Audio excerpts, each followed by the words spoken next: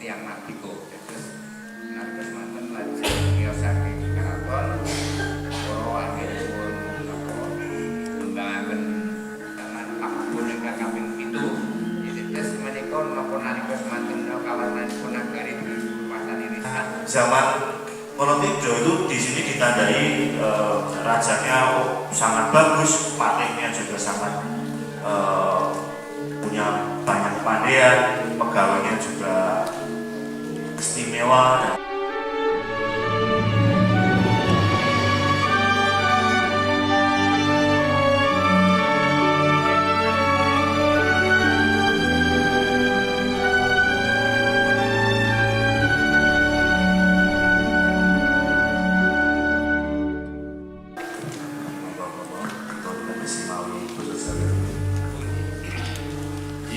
Sasampunipun kalih padha menika kita sekaraken sesana menawi saking tembung-tembung kang dipun ginakaken dening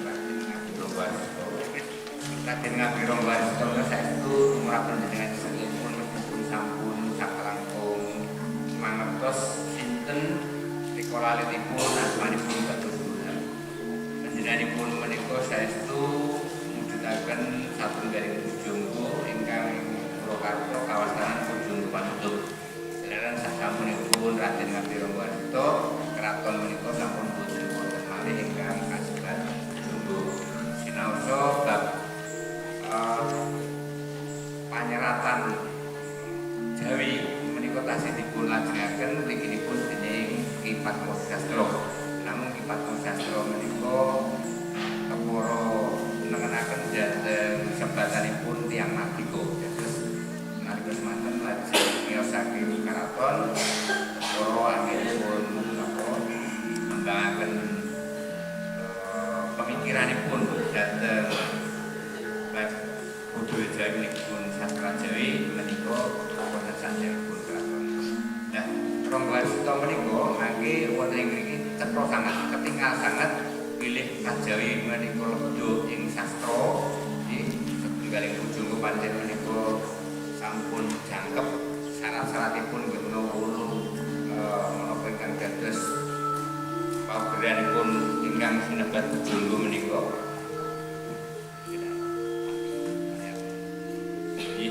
Menika nggih awicarita Mandraguna lan saketurutipun menika lumrahipun Ki Ronggowarsita menika saestu mumpuni sanget.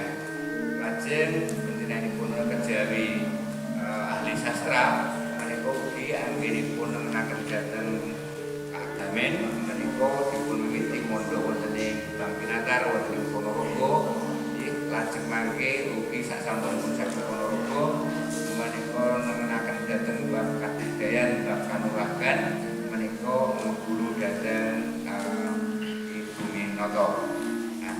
Awit saking menika wonten ing Serat Wonotedjo menika sinaosa namung 12 pada menika ngemot bab ingkang isi suraosipun boten namung bab tata lair.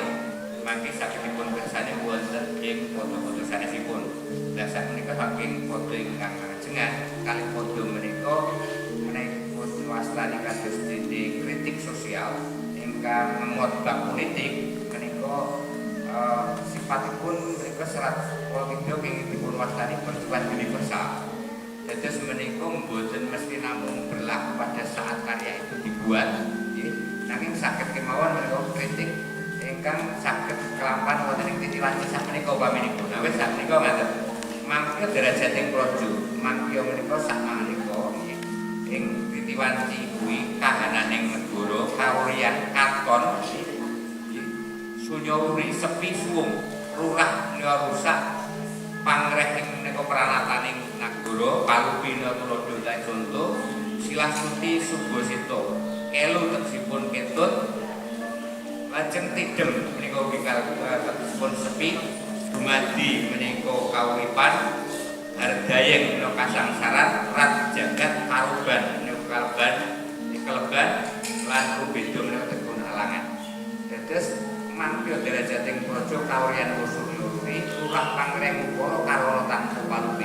Dados kawontenanipun nagari Titiwanci menika menapa nalika Ronggowarsita nggih leresipun pas ujungipun nalika dipun damel rongga kawontenanipun sampun yuswa sepuh menika jaman panggon ingkang kaping 7.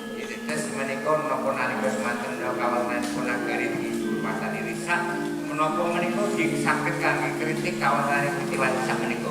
Sawotanipun sumangga dhateng kula lan panjenengan sedaya. Terus lajeng dipun lajengaken padha kalih ratune Ratu Utama Patih Linuwih. Pranayaka Tyasararja Panekari becik-becik. Dadi sakabehing pimpinan negara menika ingin dipun wastani priyantun ingkang pinter, priyantun ingkang menika sae namun nyatanipun boten saged menapa ngendhaleni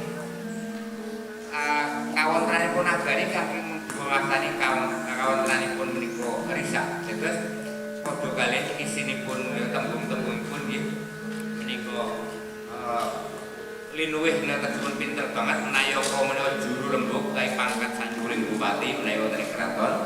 Tyasararja Tejati ingkang becik, Panekar menika Bebayan kae polisi ngiras kepala kampung.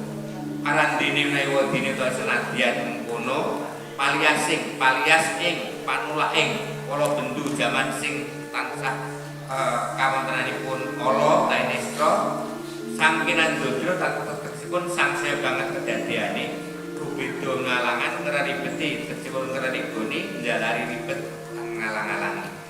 Terus kawontenanipun sinaosa menika para pemimpinipun menika priyantun ingkang dipun wastani sae pinter sembodo lan sampun nanging nyatanipun boten saged ngendhaleni kawontenan ingkang dipun wastani kawontenan ingkang katemben nista kae risak menawa. Saking menika napa kawontenan sak menika menapa ingkang badhe dhateng awit wonten ing kala Widya salajengipun mangke saged dipun wastani menika jaman edan. Nah sing diarani jaman edan kok sing mbiyen wis kliwat apa saiki lagi kedadian apa iki wae durung edan. Edane sing ngarep teko meneh lan menika monggo dipun berkasan.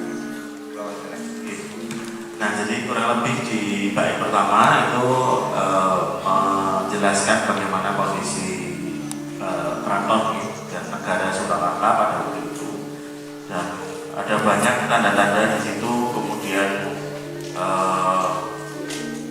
banyak tindakan yang menyimpang, kemudian Sarjono Sujono jadi para cendekiawan juga ikut hanyut di dalam satu zaman yang di sini dikenal dengan kolot ijo. Ya. Kolot ijo itu kolot berarti waktu, kemudian ijo itu apa Pak? Ragu-ragu, ya. Ijo-ijo. Jadi zaman yang serba ragu-ragu untuk mengambil keputusan, kira-kira begitu. Nah, zaman kolot ijo itu di sini ditandai rajanya sangat bagus, patihnya juga sangat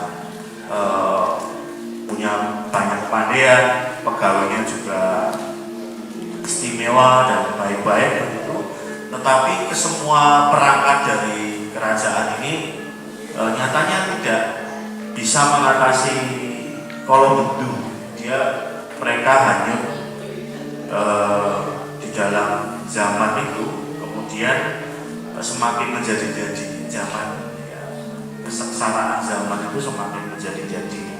Nah sebenarnya itu refleksi nih untuk kita semua, apakah kapan ya zaman yang disebut sebagai kolot ijo, kapan zaman disebut sebagai Kolobendu, apakah hanya saat Ronggo Warsito mengalami atau sebenarnya itu masih terus berjalan.